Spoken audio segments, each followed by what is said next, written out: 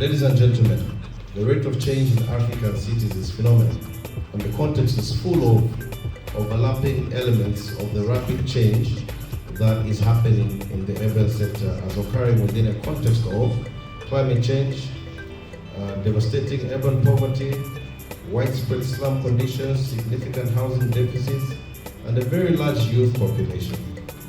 Think of housing, water and sanitation, transport, food, malnutrition, education, public space challenges in informal settlements. How do these affect women and other vulnerable groups differently? How can we make things better? We are very grateful that you found time to come and join us to participate in this very important discussion on a theme that is extremely important. It's on gendered and just urban futures. First, there are two key things that we are really concerned and want to really get engaged with in our research and in our policy impact. The last frontier of urbanization and urban growth is going to take place in Africa. Whatever that we do as a people globally and locally, we are affected by urbanization. And when we look at who is left behind, it is often the women. The gender question then is drawn into question. And the second issue that comes in is urban justice. So it's gender and urban justice, seeing them through the lens of urbanization in Africa.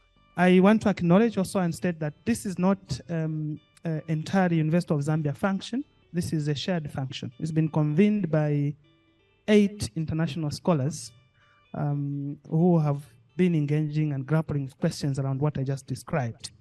These scholars are in 5 continents. There is Africa, there is myself from University of Zambia, there is another colleague from University of from Ghana, another colleague from Nigeria, 2 colleagues from Brazil, and other colleagues from University of Cape Town, University of Wits, and University of the Philippines. And this is supported by the Urban Studies Foundation. There are several other participants that have made it possible. So just a big hand to the conveners. It hasn't been an easy process.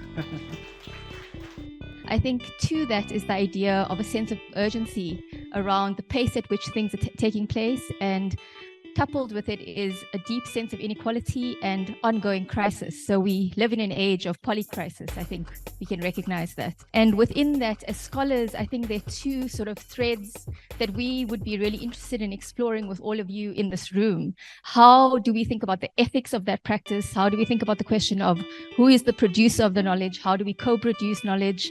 What types of materials do we produce beyond the spaces of the university that actually live in the world, that shape the world, that become alive in the world? So how do we think from our context, from our situated understandings, but actually thread these understandings together to build concepts and understandings that are not the universal narratives that come from the West, but actually knowledge that we produce from here to explain here, but also to explain elsewhere. I think that this event helps consolidate an ongoing effort to explore the realities of urbanization in Africa and in the Global South through grounded learning or situated learning, as we call at university.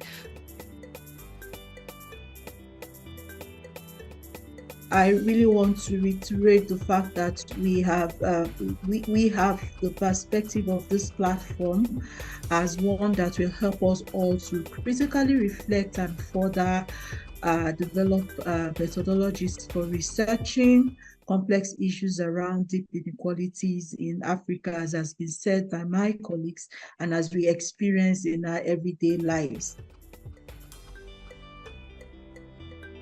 These investments have focused on the Global South. From the kind of research we have seen, a remarkable number of policy-relevant research outputs, publications in very reputable journals, and an increased level of policy engagements in Africa and beyond based on this knowledge. Makululu is the biggest informal settlement in Kabwe district and home to over 75,000 dwellers. So in Namibia, this is the population of Windhoek. The people in Makululu and other sites of Habitat for Humanity are able to go through this campaign. For African policymakers, however, the rapid expansion, rapid urban expansion, is not just about better planning. No, it's not just about managing and financing infrastructure. It also entails that we must also begin thinking about deliberate, targeted strategies.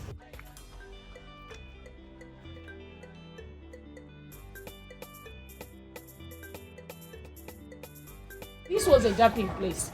A lot of women have been abused. They were being harassed sexually behind there. So as we were moving, we were all fearing this place. So we identified this place, we reported to the police.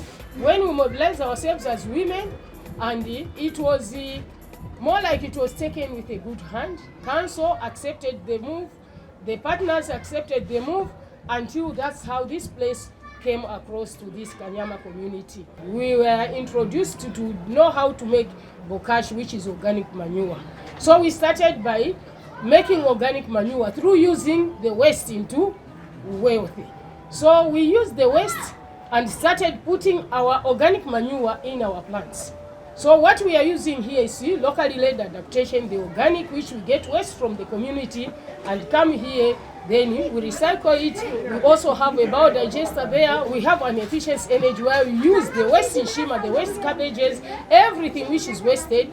Here we utilize it into wealthy, and we are also using it for our source of energy. I was just thinking, I think when we came to the biodigester, I was asking, how do we replicate this in the community? Because right now we have issues with ecosystems, the use of charcoal.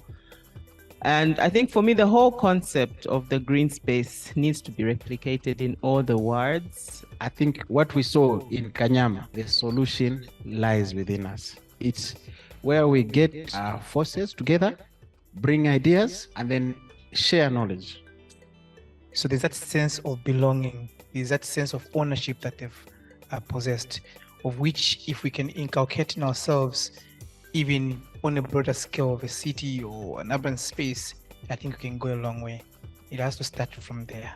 So from my perspective, I feel like as we are planning, leave spaces for green spaces, leave spaces for young people to bring their own businesses. Even in the neighborhood where we're coming from, do you have a tree planted in your backyard?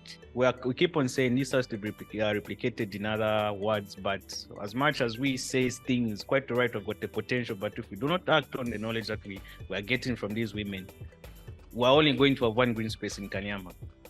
And we're not really so sure of it if it's going to be sustained for a very long time.